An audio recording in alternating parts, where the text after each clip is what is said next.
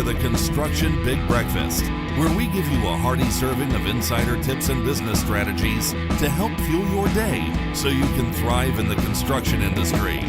Now, here's... Hi everyone, and thanks for tuning in to the latest episode of the Construction Big Breakfast.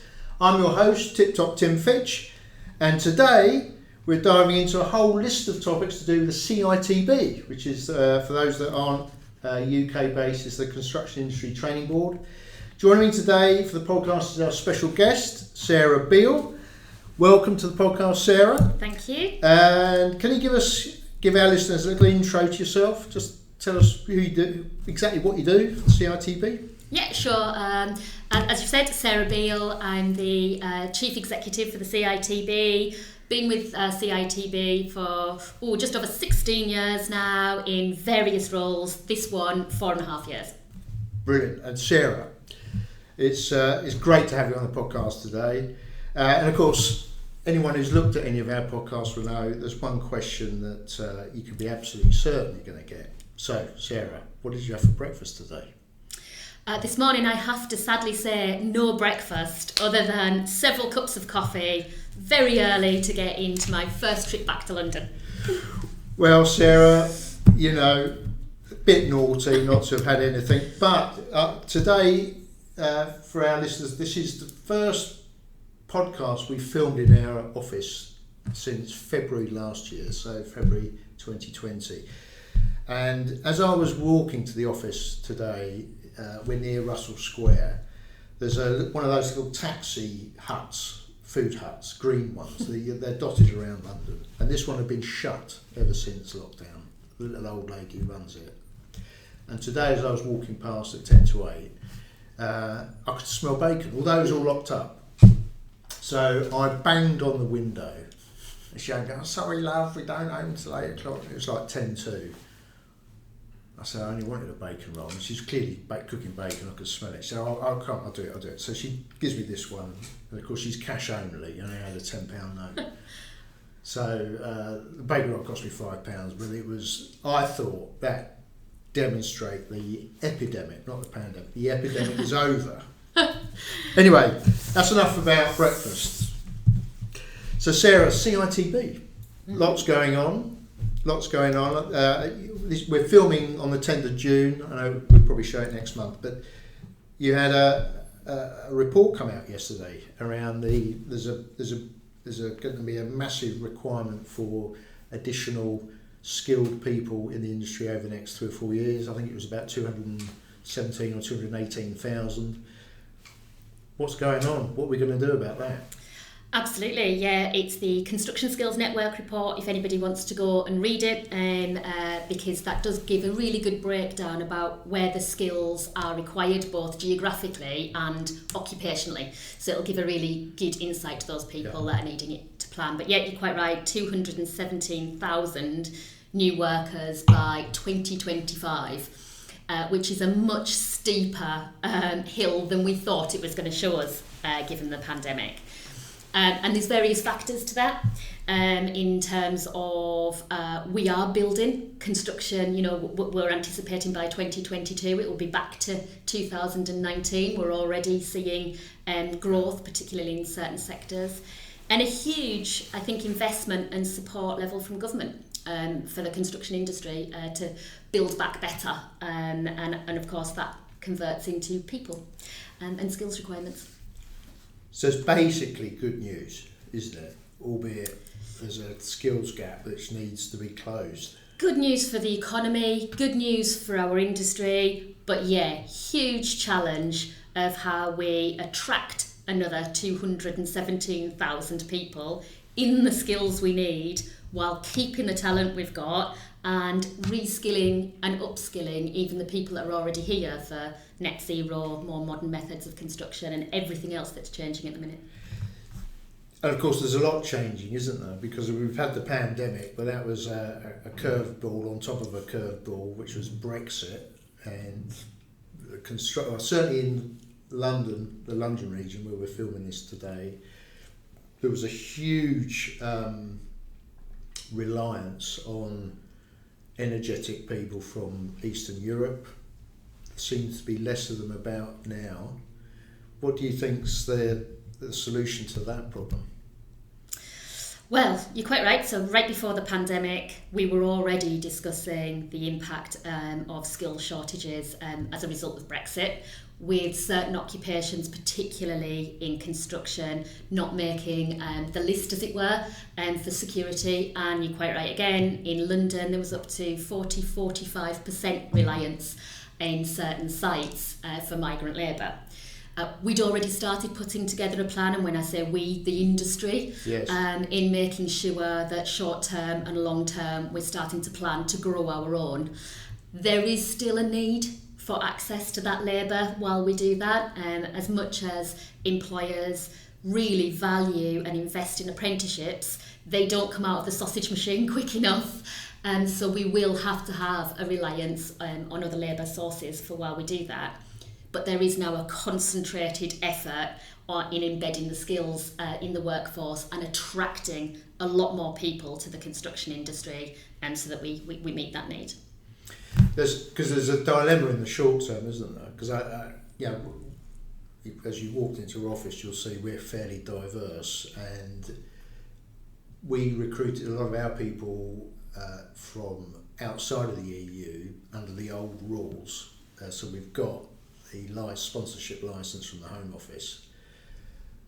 And what we've seen is that the rules around employing non-UK people have been liberalised very significantly in response to Brexit. So I don't think it would be difficult. It'd be just a different mix of people who come in. It may well be, yeah. And in terms of, I think it's the specific skills, occupational areas. So it might be a different mix. We might be more attractive or less attractive to different nationalities, etc., for different reasons. But there are some occupations, as the Construction Skills Network research report showed, that are in much greater demand than others.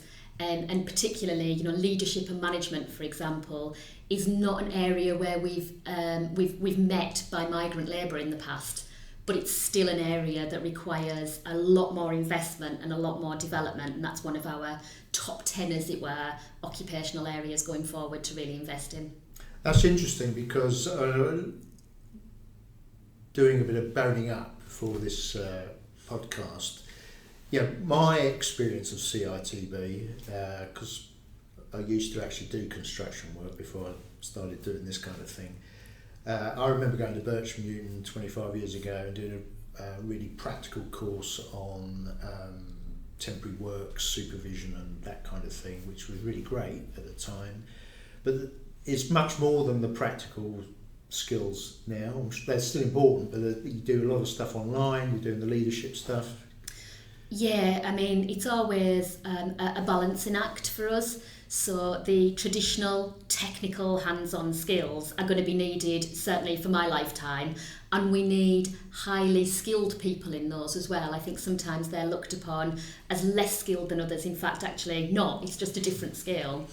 We're actually looking at more and more now, however, transferable skills. Construction, like any other industry, is going to need to be digitalised. We need digital skills, therefore. We've always needed, but ever more so, good leadership and good management. And I think a more modern approach nowadays to leadership and management includes diversity, developing people, and knowledge about mental health and how you can look after your workforce in that sense, as well as skill them. And that's all evolving. And the pandemic for us really showed us a different way perhaps of getting learning and training out there. And so through the pandemic we made available an e-learning course based on these site operating practices to make sure that sites could operate, and they did so very successfully and very safely. That was accessed 36,000 times by companies to make sure their workforce was safe. What that showed us is face-to-face training for bite-sized elements training always needed? And the answer's no. We actually even made some of our health and safety training online, digitally, yes. And research has actually shown that post-learning retention is often higher through that level, through that medium of training, rather than face-to-face, which I have to say was a bit of a surprise to me. I think from what we've seen, because we've got close ties with UCL, which is obviously geographically close to us, but many of us were from there or still lecture there. There's been a revolution in the way that teaching has been done during the last year. And Absolutely. I don't think there'll be many live lectures going forward because people like to watch them when they want to watch them. So if you record the thing...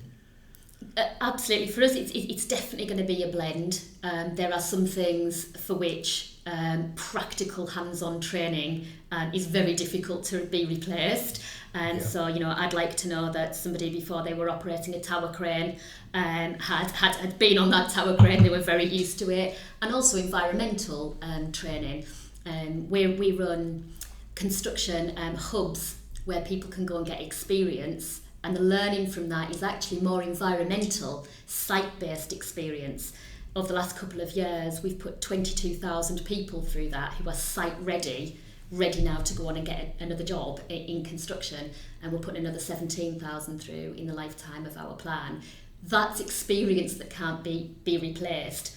But e-learning for other continuous personal development and health and safety compliance testing, that's all achievable through a more efficient method, I think. Yeah, because I'm really agreeing with you. We can see that in all sorts of parts of life, even our own training that we do here. Lots of that's now online. It's one of those peculiar benefits of the lockdown, isn't it? We've had to innovate in all sorts of ways. We all, I think, innovated really quickly. Construction, I haven't felt in my 16 years the magnitude of change that I think will be permanent that I felt last year in terms of the industry coming together and being really unified. Construction Leadership Council is a great example of that. But also in terms, as you say, of our innovation and different ways of doing things, which will hopefully be equally applied to more modern construction as we go into a need for net zero and retrofitting, etc.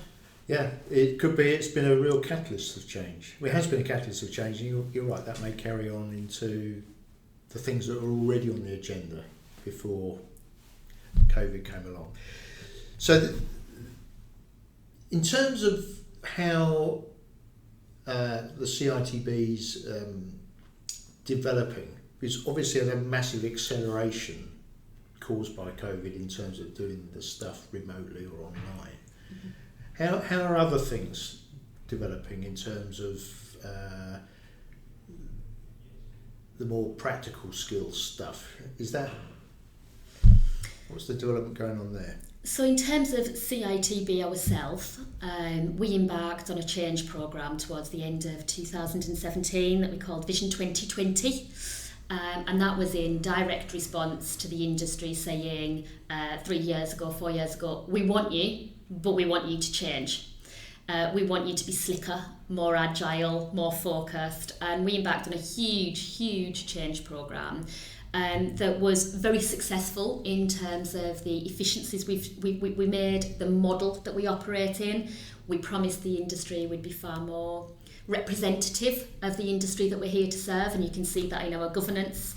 We've got good representation on our board and in 3 nations councils now that are made up of our levy peers that can oversee what we do. They directly feed into our board, so they really set our direction. And we stopped doing as much stuff, quite frankly. People could never tell us the raft of things that we did, and we were spreading our jam so thinly that it wasn't making a big enough impact on skills. Yeah. So we really started concentrating on 3 core areas of careers, getting people in, making it easy for them to get a job and then keeping them. Yes. The middle one, which is our biggest one obviously, which is training and development, making sure that the training infrastructure is good, accessible when and where employers need it, and driving up levels of competence through our third priority, which is standards and qualifications. So making sure people have clear routes into the industry and that the education and training is valued, really employer-led. I think what our employers told us, they wanted higher practical skills, They wanted people who arrive and can add value immediately. And I think it's safe to say that through the traineeships which we're developing and the accelerated apprenticeships, that's exactly what employers are going to get.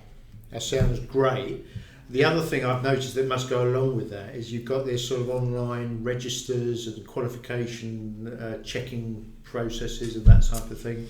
Yet, as part of Vision 2020, we launched what we call the training model, which is made up largely of two systems. One, it's a training directory. We've got about, at any one time, 1,900 accredited training providers registered on there. And they upload somewhere in the region of about 1,300 courses every single week. We accredit that training to make sure it's the right standard, and we assess those training providers to make sure that they're giving quality training. They then actually upload what we call a training register. So we've got probably about 4 million people whose records are being updated all the time. Any 1 month we update that register with 30,000 training records. Wow. And we use that register to support the approved card schemes.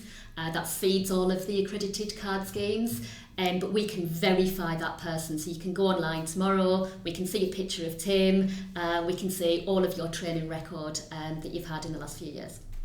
Wow, that's amazing. So it's a bit like the farm to fork type approach in food. You know exactly where the training was, who did it, Absolutely. the fact that you've accredited it, and it's all linked to somebody's biometrics, I guess. At the moment, it's yet photograph. So the entry point for our collection is the health and safety test, which we still run. And the health and safety test is still taken by circa 500,000 people every year. That's your entry route, and once you've got that and you've got your photograph, so we know who you were because that's who walked into the centre to take their training. From then on, you've got a training record, and everything that's done through an accredited training organisation can be uploaded on there. As we move forward, we're looking to develop that system with employers and other awarding organisations to actually be able to upload other training pieces that are not accredited by us, but are really important to the employers that have given the training. It just sounds like such a massive step forward from even a few years ago. It's huge, and it is the envy, as I hear from other sectors, of many sectors. It works, it's almost in real time. We've got a fantastic record base. The next stage of that, now it's up and it's running, and I should say it also triggers automated grant payments from us. So when an amount of short duration training is recorded, there is no need now for many courses for an employer to make a claim for us. The claim can be sent out because we've been told about the training, and that's what we've put in place in the last few years. The friction and all of that lag is just gone now. For certain bits, we need to get better at the others. So I'm not saying it's 100%, and I am really excited at the next stage of it, because actually now the mechanics are working, and that's all as it should be. It's what we should use that system and that data to drive. So actually, we can now start looking at where training is happening, where it isn't, where we should be promoting it, and really maximise what is a huge amount of really valuable data. Yes, we're looking at data on all sorts of levels in the industry, and of course there's oceans of it.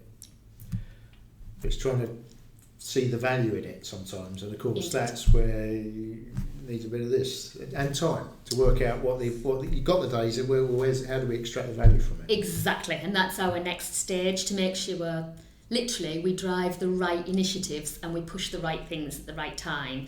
And we wanted to get it working properly before we moved on to that stage. But the team at CITB have done an absolutely amazing job at getting that up and running. Well, it sounds like a great success, but at least you started on a road with a even bigger success down the line. So there's a great strategy there, great strategic thing. That's all super encouraging. I suppose in a sense that's part of your tech strategy. Are there any other aspects that we haven't talked about? You've got the online training, you've got the record keeping, only in the sense of how the training is delivered.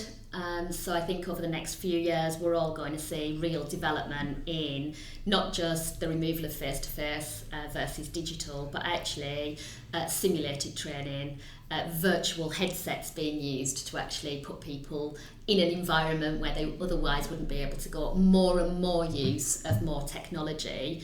One, because it provides real good quality training that people enjoy, and when you enjoy it, you tend to learn more from it. Yes. But also the secondary, but just as important benefit is it will start to paint our industry in a different picture. So people being recruited and coming into the industry will start seeing forward-thinking, an agile, forward-looking industry, rather than perhaps an image that some people, fairly or unfairly, over time have had, is that it's slow to change, it doesn't adapt to what's needed. So I think that's the massive benefit as well. And going full circle, when we have to recruit 217,000 people, we need to show the industry in its best light as something that is going to be exciting to work in, continuously developing. Does CITB, how does it get involved in promoting the industry to new entrants? Obviously you're providing wonderful training opportunities, but what's the outreach like? So, as I said, one of our three key pillars is careers. And over the years, we've done different initiatives in careers and taken different roles. I'm a firm believer in that the only person that can make somebody's employment successful is the employer. And actually, it's what's on offer through that employer. And we've got fantastic employers who behaved brilliantly through the pandemic, supporting apprentices in particular, which I might come back to. But the Careers Network, we've actually established a whole system now that supports the industry. So instead of doing our own thing, we've come together with the STEM ambassadors that go into schools. They have a reach into every single school. We've actually linked up our ambassadors, so we now have Go Construct ambassadors. And we're going to have several thousand of them up, running and active, that schools can book directly. So one of the problems schools had told us is, who the heck do we go to in construction? There's millions of you, you're all running your own scheme. We've asked the whole industry to get behind the one, which means every school can say, I want somebody from construction. They can pop in and show a real consistent presentation of the industry. We should have access of up to 7,000 ambassadors when that process is fully onboarded over the next couple of years. That's how we change school kids and their influencers, ideas of construction, and then we point them to the website Go Construct. And on Go Construct, we feature details of nearly 200 occupations in construction. And it tells you what skills you have to have, where it might lead you in your career, and how you can get in. And there's a little fun online quiz you can do to see sort of what personality type you are, and therefore it'll link you to different categories of construction employment. And from Go Construct, that will say, do you want training? If you do, points you to our training register that we've already covered.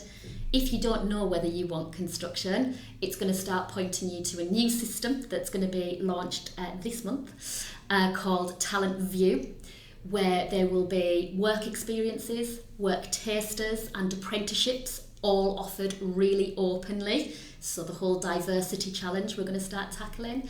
And if you want a job, it will point you, amongst other things, to the talent retention scheme. And that was newly launched in the pandemic. We've got 1,800 jobs on there currently. We've got up to 2,000 people registered looking for jobs. It only started last month. And we've had in excess of 20,000 vacancies already put through that system. So now we've got a full system of inspiring people, informing them and getting them into the industry as quickly as we can. Amazing. Now, I'm really interested about that because the STEM ambassadors going to schools, that I'm guessing means the schools need to are responsive or come looking for people to talk about construction? Yep, absolutely. And it can cover a whole range, but schools do look for construction, absolutely. But their problem was, where do we go when you've got 14 different schemes?